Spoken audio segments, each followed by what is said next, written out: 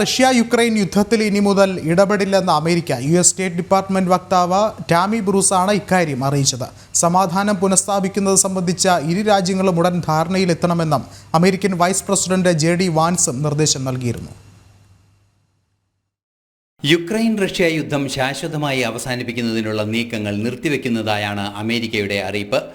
ഇരു രാജ്യങ്ങളും തമ്മിലുള്ള പ്രശ്നങ്ങൾ പരസ്പരം ചർച്ച ചെയ്ത് അവസാനിപ്പിക്കണമെന്ന് US state secretary Marco Rubio ഇന്നലെ അറിയിക്കുകയും ചെയ്തിരുന്നു. തുടർച്ചയായ ഇടപെടൽ യുദ്ധം അവസാനിപ്പിക്കുന്നതിന് അമേരിക്കയുടെ ഭാഗത്തു നിന്ന് നടന്നിരുന്നു. കഴിഞ്ഞ ആഴ്ച റഷ്യയും യുക്രൈനും ശാശ്വത വെടിനിർത്തൽ ധാരണയിലെത്തുമെന്ന സൂചനയും പുറത്തുവന്നു. 30 ദിവസത്തെ വെടിനിർത്തലിന് തയ്യാറെന്ന് പുടിൻ സമ്മതിക്കുകയും ചെയ്തു. മാത്രമല്ല, റഷ്യയുടെ വിക്ടറി ദിനത്തോടനുബന്ധിച്ച് 3 ദിവസത്തെ വെടിനിർത്തൽ നടപ്പാക്കാമെന്നും റഷ്യ അറിയിച്ചിരുന്നു. 8, 9, 10 തീയതികളിലായിരിക്കും വെടിനിർത്തൽ നടപ്പാക്കുക. ഇത്തരത്തിലുള്ള അനുകൂല ഘടകങ്ങൾ ഉണ്ടായതിനെ തുടർന്നാണ് അമേരിക്ക ഇടപെടലിൽ നിന്നും പിന്തിരിയുന്നത് എന്നാണ് സൂചന. പോപ്പിന്റെ അന്ത്യശുശ്രൂഷയിൽ പങ്കെടുക്കാൻ വത്തിക്കാനിലെത്തിയ ട്രംപ് വോളോഡിമർ സെലൻസ്കിയുമായും കൂടിക്കാഴ്ച നടത്തി.